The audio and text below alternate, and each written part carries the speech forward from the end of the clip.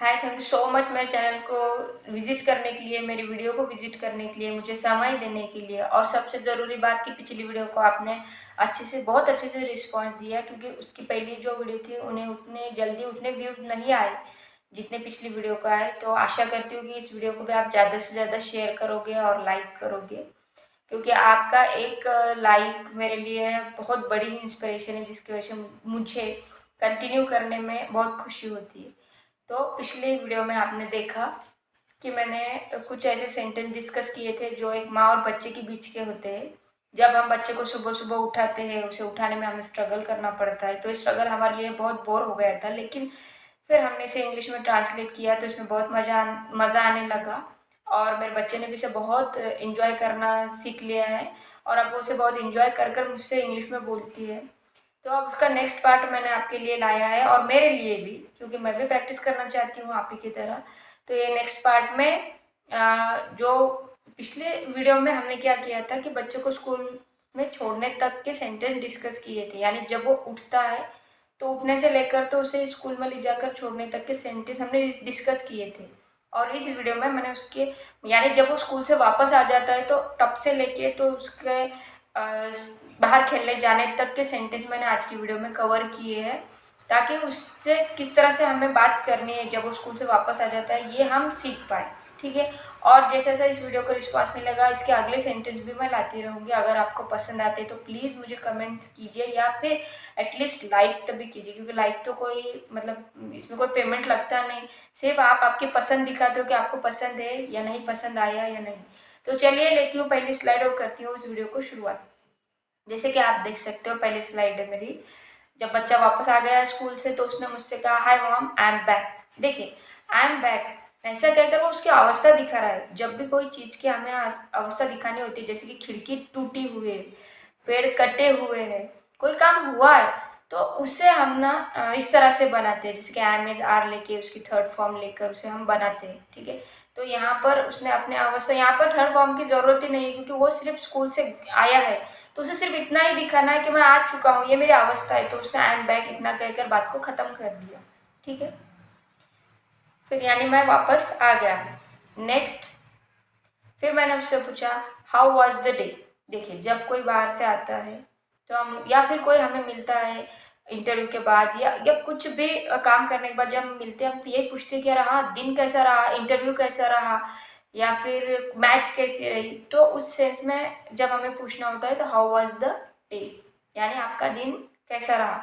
मैंने उससे पूछा कि आपका दिन कैसा था, या फिर आपका दिन कैसा रहा। ठीक है। फिर उसने मुझे जवाब दिया, today was not a good day. देखिए, उसने बोला नॉट गुड, यानी उसका दिन अच्छा नहीं था। आपका दिन जैसा हो आप वैसा बोल सकते हो कि it was a good, it was a fantastic day, it was a good day, it was जो कुछ भी आप चाहो वो बोल सकते हो। लेकिन इसका दिन अच्छा नहीं था, इसलिए इसने बोला today was not a good day, यानी आज का दिन अच्छा नहीं था।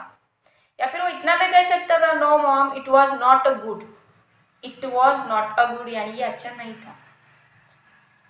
नेक्स्ट, फिर मैंने उससे पूछा, व्हाट हैपन, एनीथिंग रॉन्ग, यानी मैंने उससे पूछा क्या हुआ, कुछ हुआ क्या। देखिए, अगर मैं इसे रॉन्ग के साथ में आपको बोलूँ कि रॉन्ग यानी क्या, गलत, अगर मैं बोलूँ कुछ गलत हुआ क्या, तो ये थोड़ा डाइजेस्ट नहीं होता सेंटेंस, यानी वर्ड टू वर्ड ट्रांसलेशन हमें सही नहीं लगता। लेकिन मुझे उससे पूछना है कि कुछ तो हुआ, यानी कुछ अच्छा बुरा, बुरा अगर हम कहो कि क्या हुआ आपके साथ में, क्या बुरा हुआ, तो ये जरा सही लग रहा है। तो इससे ना हमें हमारे तरह समझ कर लेना होगा कि मुझे एग्जैक्टली क्या बोलना है, और ये सेंस सामने वाले तक पहुंच गया तो फिर जिस बात में नहीं घुसना है कि इसका ट्रांसलेशन सही है क्या, क्योंकि ट्रांसलेशन मैंने बहुत दिनों तक इसको ट्रांसलेट ही करने की कोशिश की, तो मेरा सेंटेंस ज़्यादातर रॉन्ग ही आते थे। लेकिन जब से समझ में आया कि ट्रांसलेट ना करते हुए मुझे सिर्फ अपने इमोशन को सामने वाले तक पहुंचाना है, तो तब से ये मेरा बोलने में बहुत ज़्यादा सुधार आ गया है। तो मैं भी चाहती हूँ कि आप इसे वर्ड टू वर्ड ट्रांसलेट मत कीजिए, सिर्फ समझिए कि आपको क्या कहना है। तो मुझे उससे बोलने का था कि आज आपके स्कूल में क्या हुआ, और फिर मैंने मतलब क्या गलत हुआ, क्या रॉन्ग हुआ, और मैंने उससे पूछा व्हाट हैपन, एनीथिंग रॉन्ग। ठीक है। या फिर व्हाट रॉन्ग विथ यू, इस तरह से मैं पूछ सकती हूँ कि तुम्हारे साथ में क्या हुआ, क्या गलत हुआ। ठीक है। Next, I had a fight with Kedar. देखिए, मेरा केदार के साथ झगड़ा हुआ। अब हैड का मतलब पास्ट के लिए लिया गया है कि मेरा उसके साथ में झगड़ा हुआ। आप इसे फाइट की जगह पर क्वारल, स्क्वॉबल इस तरह के भी सेंटेंस ले सकते हो कि मेरा आज उसके साथ में झगड़ा हुआ। कोई भी वर्ड लेकर आप इस सेंटेंस को फॉर्म कर सकते हो। ज़रूरी नहीं कि झगड़े के लिए मैं फाइट ही लूँ, ठीक है। सिर्फ आपको ये पता होना चाहिए कि अगर पास्ट है तो पास्ट के लिए हैड, और अगर अभी की बात कर रहे हैं तो उसके लिए हैव, ठीक है। नेक्स्ट, फिर मैंने उससे पूछा किस बात पर झगड़ा हुआ, तो इससे मैंने इंग्लिश में बोला what did you fight about.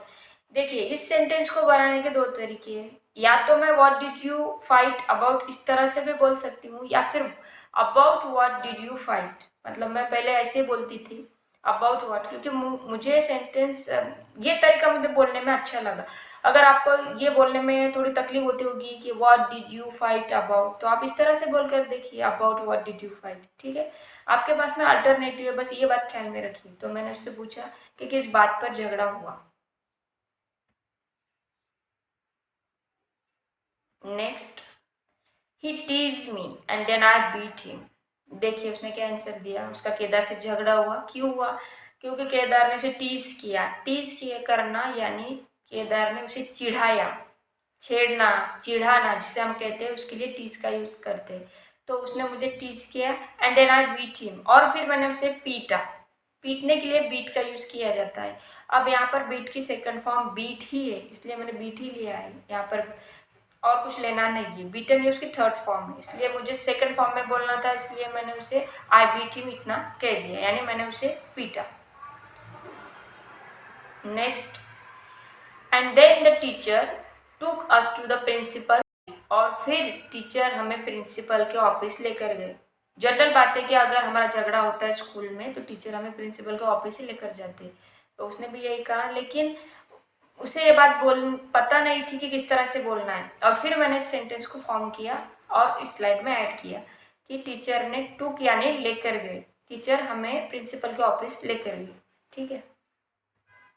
Next, actually Sam had high fever. देखिए अब वो बोल रहा है कि झगड़ा क्यों शुरू हुआ, कहाँ से शुरुआत हुई।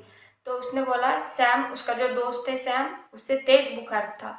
हैड हाई फीवर, हाई यानी तेज, उसे कैसा बुखार था? हाई फीवर था। हैड ये फिर से एक बार पास्ट के लिए यूज किया गया है, ठीक है। पास यानी पास्ट के लिए, पास यानी बुखार पास था, इस तरह का सेंस नहीं बनता ऐसा इसका, यानी उसे बहुत तेज बुखार था, पास्ट की बात बताई गई है, ठीक है। अगर आपको बताना है कि हैड का यूज, डिड का यूज किस तरह से होता है, तो इस पर मेरी एक वीडियो है, जरूर देखिए उसे और समझ लीजिए। Next, and I was helping her fill sorry I was helping him fill his school bag. उसने कहा कि मैंने उसकी मदद की, किस लिए? उसकी स्कूल बैग भरने में मैंने उसकी मदद की। उसके दोस्त को बुखार था इसलिए उसने उसकी हेल्प की, ठीक है। यहाँ तक क्लियर है। नीचे ट्रांसलेशन हुई है और मैं उसकी मदद कर रहा था उसकी स्कूल बैग पैक करने में, भरने में, ठीक है। Next, and Kedar tease me so I beat him up. देखिए, और केदार ने उसे चिढ़ाया, यानी ये सैम की हेल्प कर रहा था और केदार ने शायद उसे कुछ बोल दिया होगा कि तुम उसके बैग क्यों पैक कर रहे हो, तुम ऐसा क्यों कर रहे हो, ऐसा कुछ बोलकर चिढ़ा दिया होगा और इसने उसे पीटा। पीटने के लिए देखिए बीट अप का यूज किया गया है। Next, he called me Sam servant. देखिए अभी उसने सही क्या प्रॉब्लम था, क्या हकीकत थी, उसने बता दी यहाँ पे कि इसने मतलब केदार ने उसे सैम का सर्वेंट कहा था, यानी तुम सैम के नौकर हो। देखिए कितनी सिंपल बात है कि आप किसी की हेल्प कर रहे हो और कोई आपको बोलता है कि आप उसके नौकर हो, इसलिए आप उसकी हेल्प कर रहे हो। तो ये बात तो गुस्से आने वाली थी ना, इसलिए इसे गुस्सा आ गया, ठीक है। फिर मैंने उससे पूछा, यानी मदर ने उससे पूछा प्रिंसिपल सर ने क्या किया, क्योंकि ये मेरे लिए उस वक्त जानना ज़रूरी था कि इसने तो अब झगड़ा कर लिया, ठीक है, और इसने वजह भी बता दी कि इसके दोस्त ने इसे चिढ़ाया क्योंकि ये दूसरे दोस्त की हेल्प कर रहा था। लेकिन ये बात प्रिंसिपल सर को भी सही लगनी चाहिए ना। तो मुझे तो यही लगा कि शायद इसे भी पनिश किया गया हो, इसलिए मैंने उससे पूछा कि प्रिंसिपल सर ने क्या किया।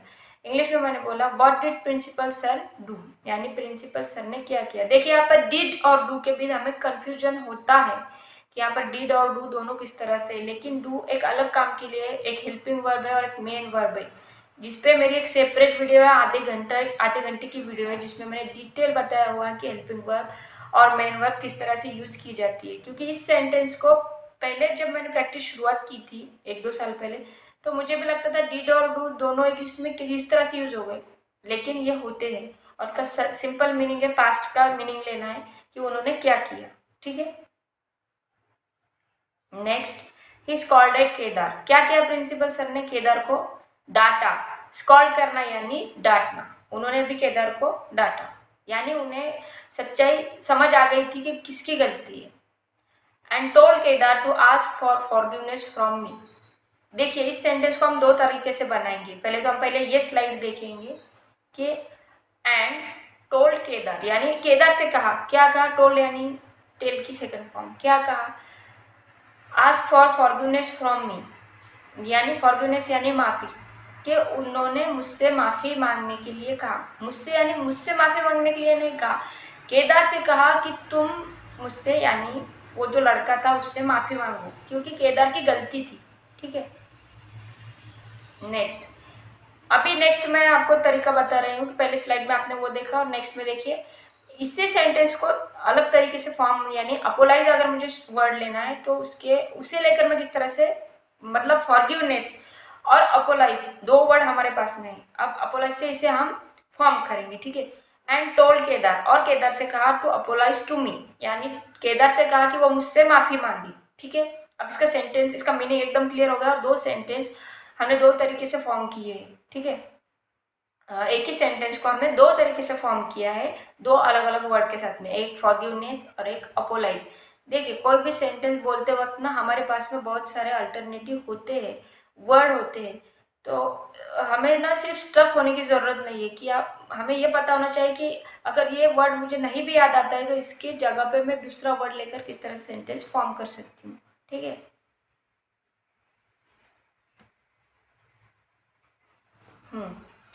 फिर मैंने उससे कहा okay now go and freshen up, जाओ और अब फ्रेश हो जाओ। मैंने उससे बोला, पूरी बात मैंने सुनने के बाद में उससे कहा जाओ और अब फ्रेश हो जाओ। I will bring some snack for you. देखिए अब मैंने उससे कहा कि तुम थोड़ा नाश्ता कर लो, बच्चे जब स्कूल से आते हैं तो थोड़ा कुछ ना कुछ मांगते ही है खाने के लिए, तो मैंने उससे कहा अब तुम फ्रेश हो जाओ, मैं आपके लिए थोड़े स्नैक्स लेकर आती हूँ। Next, I prefer noodles. बच्चे ने जवाब दिया आई प्रीफर नूडल्स, यानी मुझे नूडल्स पसंद है। प्रीफर का यूज हम कब करते हैं? जब आपको कहना होता है कि मुझे ये पसंद है। जैसे कि अगर आप चाय, कॉफ़ी और जूस, तीन में से कोई एक चीज़ आपको लेना है, अगर कोई आपसे पूछ रहा है तो उस वक्त आप आंसर दे सकते हो कि आई प्रिफर कॉफ़ी, यानी मुझे कॉफ़ी चलेगी, मुझे कॉफ़ी पसंद है, या फिर मैं कॉफ़ी लेना पसंद करूँगा। तो उस सेंस में सेंटेंस है आई प्रिफर नूडल्स, यानी मुझे नूडल्स लेना पसंद है या फिर मैं नूडल्स लूँगा। ठीक है, next, okay I will make it you, यानी मैं आपके लिए बनाती हूँ। विल यानी फ्यूचर में कोई बात की गई है, मैं आपके लिए बनाती हूँ। गो टू द वॉशरूम, फिर मैंने उससे बोला कि अब आप वॉशरूम जाओ, फ्रेश हो जाओ और मैं आपके लिए नूडल्स बनाती हूँ। ठीक है, तो ये थे आज के सेंटेंस। यहाँ तक हमने ये समझा कि बच्चा जब स्कूल में जाता है, फिर स्कूल में से आता है, तो स्कूल में से आने तक उसका फ्रेश होने तक का जो टाइम होता है, उस टाइम में हमें उससे किस तरह से इंग्लिश में बात करनी होती है। तो वीडियो ज़्यादा लेंदी होती थी, इसलिए मैंने इसे शॉर्ट में बनाने की कोशिश की, ताकि ये ज़्यादा आधे घंटे तक की वीडियो ना बने। आई होप कि इसमें से कुछ सेंटेंस तो भी आपके लिए हेल्प